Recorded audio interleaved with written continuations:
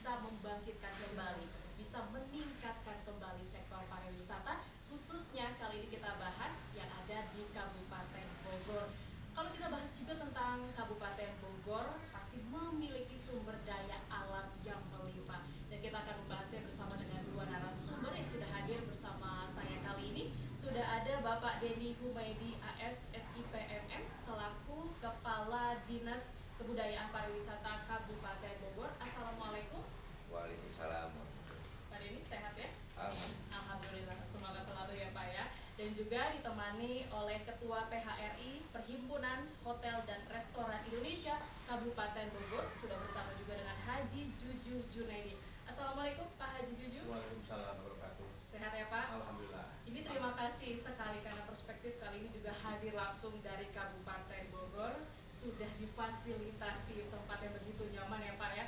Habis ini kita jalan-jalan untuk melihat pariwisata ya Pak.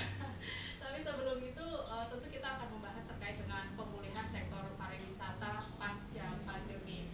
Kalau kita ingat 2 tahun lalu, tentu COVID-19 ini nampaknya membuat masyarakat dan juga berbagai sektor ibaratnya adalah lumpuh gitu ya Pak ya, dalam sektor pariwisata khususnya. Nah lalu Pak, saya ingin bertanya dulu kepada Pak Denny, bagaimana sebenarnya kondisi pariwisata yang ada di Kabupaten Bogor saat ini?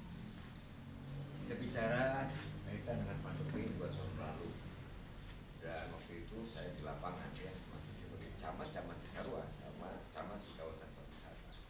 Dan saya mengamati secara langsung bahwa memang yang paling terpuruk, yang paling jatuh adalah di pariwisata ini. Kemudian dari itu kami harus melakukan berbagai hal, di antara dengan para mitra. Di antaranya dari awal itu kan bagaimana kita memberikan pemahaman bahwa bagaimana kita harus bersahabat dengan perubahan ini. Kemudian kita lakukan beberapa hal, ya ada vaksinasi dan lain-lain hal agar apa orang percaya.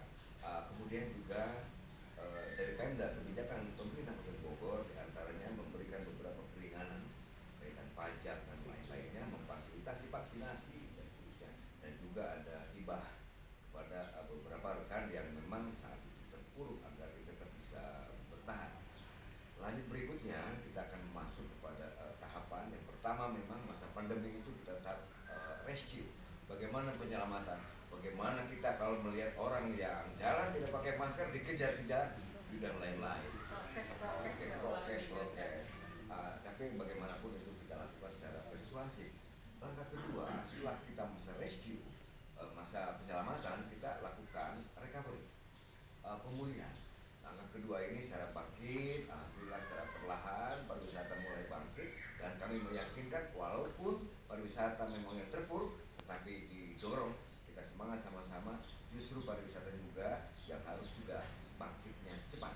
Dan saat ini kita akan menjelang memasuki normalisasi, dan alhamdulillah Kabupaten Bogor alhamdulillah selamat, artinya melalui tahapan-tahapan itu. Baik, adanya rescue dan juga recovery yang memang terus dilakukan untuk bisa meningkatkan pariwisata.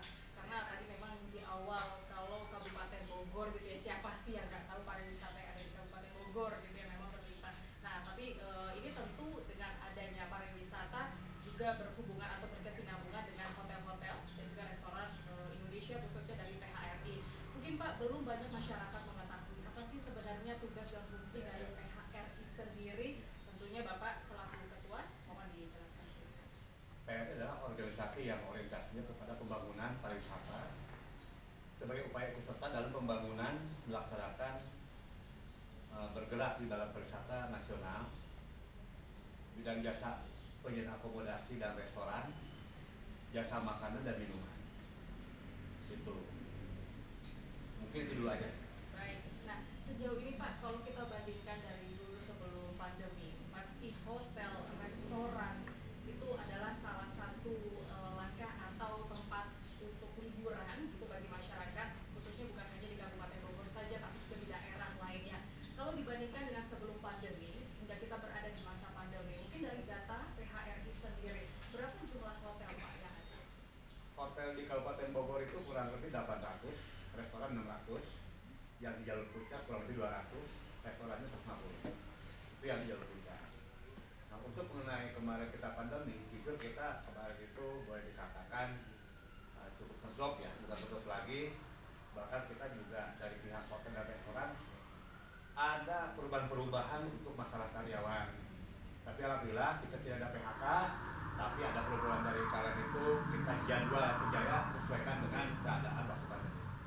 Baik. Nah, kalau dari dinas pariwisata sendiri, Pak Dedi, tentu ada langkah yang dilakukan, program-program yang memang juga dijalani sejauh ini.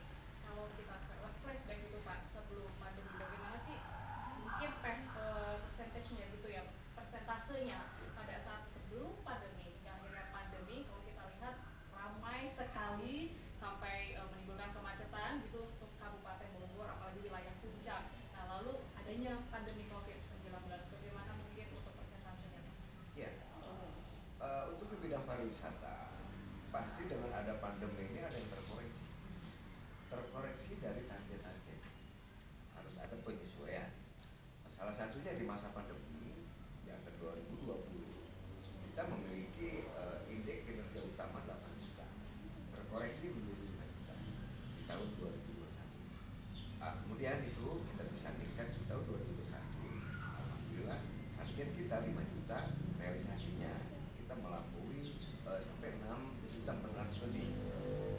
Bagaimana hubungannya dengan ya ini khususnya pajak di bidang pariwisata yang sudah terkoreksi juga, dan alhamdulillah pada saat 2021 targetnya di indeks kinerja utama kita jumlah kunjungan ternyata memang beriringan juga dengan meningkatnya pajak kita PAD di bidang pariwisata di 2021 di antara sekitar 230 miliar kita sampai realisasi di sekitar 284 miliar.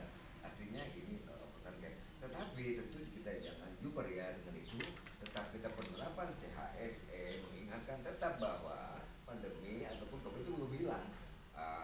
Tetap kita harus tetap waspada dan seterusnya. Dan dari perjalanan itu kita bisa belajar. Kemudian triknya apa? Di antaranya bahwa di pandemi ini karena kita dulu harus stay at home. Kemudian juga otomatis bahwa kita bergeser di antaranya ke wisata outdoor yang lebih terbuka.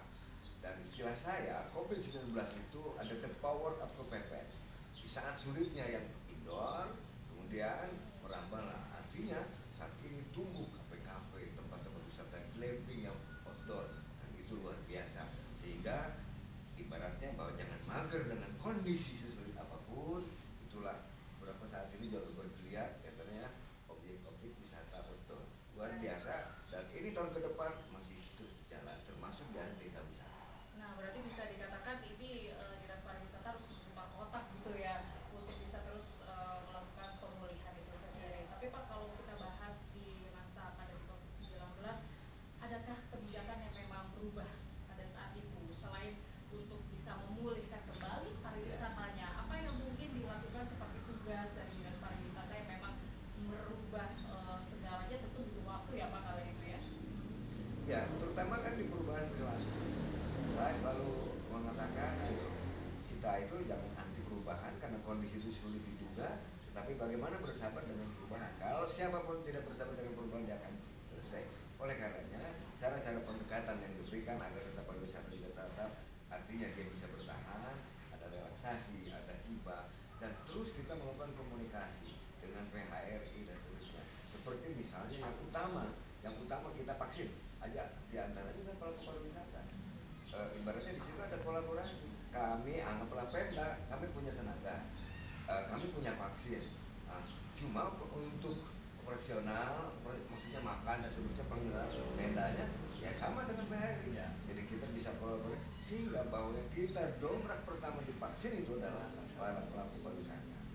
Nah dari situ sehingga orang percaya bahwa ini aman, termasuk juga kita fasilitasi kaitan dengan CHSE dan seterusnya.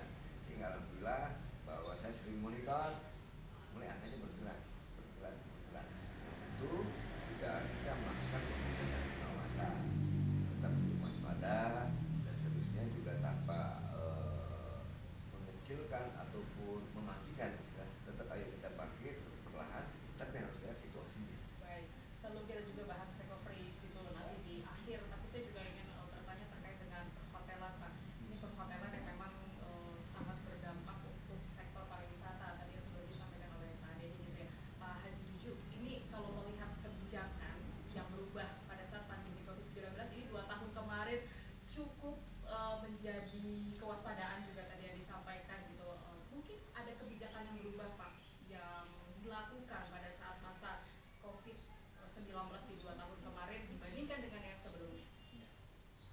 kebijakan yang kemarin itu waktu pandemi, yaitu kebijakan kita kembali kepada perusahaannya masing-masing ya, untuk mengenai biaya operasionalnya hotel dan restoran masing-masing.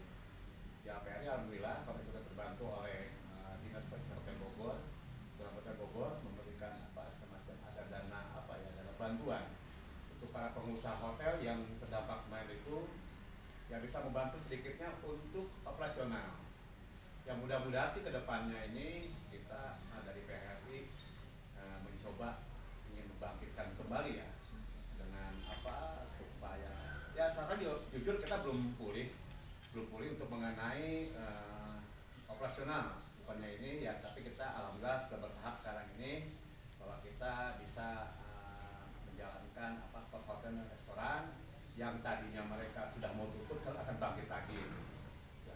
Tapi sejauh ini Pak, kalau dibandingkan dengan hotel yang aktif dan juga yang mungkin sudah mulai tutup gitu, apakah memang pada saat pandemi COVID-19 apalagi di 2 tahun belakangan ini kan cukup berat gitu ya, COVID tinggi gitu untuk COVID-19 yang dirasakan atau yang dialami oleh masyarakat, itu apakah memang ada hotel yang akhirnya untuk tutup saat itu Pak? Mungkin berapa hotel? Ada beberapa hotel yang memang tutup ya dengan kejadian kemarin itu, ada juga yang tutup sementara dan ada juga tutup selamanya sampai saat ini tutup juga. Tapi yang mudah-mudahan sih ini kalau saya lihat banyak hotel-hotel yang sudah bergerak, yang tadinya mereka tutup sekarang pelan-pelan sudah berjalan lagi walaupun mereka belum signifikan untuk operasionalnya.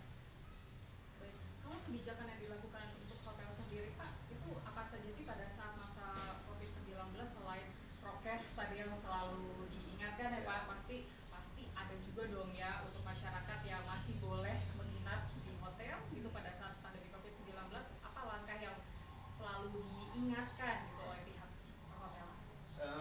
Untuk operasional kemarin kita pertama kita kepada karyawan dulu menyasar untuk COVID ya, untuk divaksinasi semua karyawan karena yang kebetulan karyawan yang berhubungan langsung dengan tamu. Kedua, secara SOP-nya di hotel itu kita menyiapkan barcode peduli lindungi. Jadi pengunjung yang masuk hotel itu mereka sudah peduli lindungi dan sudah divaksin. Tanpa itu kita tidak bisa memasukkan tamu ke dalam hotel. Baik. Nah, lalu Pak, di saat pandemi COVID-19 2 tahun kemarin, kalau kita flashback kembali kepada masa-masa itu, Dinas Pariwisata tentu banyak sekali PR, banyak sekali kesibukan untuk berjuang gitu meningkatkan kembali Kabupaten Bogor di sektor pariwisata. Apa yang mungkin kala itu dilakukan? Ya, bahwa kebijakan itu kan berdasarkan data. Ketika yang vaksin sudah meningkat, kita dulu batasi, bahkan awal-awal tuh hotel nggak boleh terima tamu. Bahkan kita rapat saja kan otomatis Zoom. Nah, kemudian makin bertahap bahwa boleh 50%. Nah itu nambah lagi yang itunya naik lagi di 75. Bahkan ketika kita sudah aman itu teman-teman boleh 100%. Nah itu kan otomatis juga kita salah satunya data. Kadang-kadang ketika memang peristiwa nasional ataupun di Jawa Barat meningkat, kadang ada yang mendadak ya. Ketika sudah terbuka enak-enak stop ya, itu juga kan kaget. Tetapi itu semua kan untuk keselamatan semua. Baik, mungkin bukan hanya hotel saja, misalnya pariwisata, kalau bisa sedikit dijelaskan Pak, apa yang menjadi potensi besar pariwisata yang ada di sekitar Kabupaten Bogor yang memang menjadi dominan gitu untuk didatangi masyarakat? Kita Bogor itu anggaplah kalau bicara pariwisata anggap kaitan dengan PAD itu hotel ataupun akomodasi. Yang kedua restoran, bahkan restoran ini terbesar di atas hotel kontribusinya. Yang ketiga adalah destinasi di objek wisata dan seterusnya. Dan itu juga sama, kan nggak boleh ke restoran, nggak boleh orang kunjungan, ini sama kan artinya. Tetapi seiring berjalan mulai dibuka lah pelan-pelan, dibuka ya, artinya mereka kembali juga tertolong dengan kondisi itu. Dan dengan banyak yang divaksin, otomatis juga itu berubah kepada data angkanya bahwa ini boleh dan seterusnya. Itu sudah mulai ada kemudahan ataupun peluang-peluang diberikan bahwa angkanya sekian dan seterusnya. Sambil kita Baik, dengan angka sekian tentu ada evaluasi tahunan yang juga tetap harus dijalani ya Pak ya,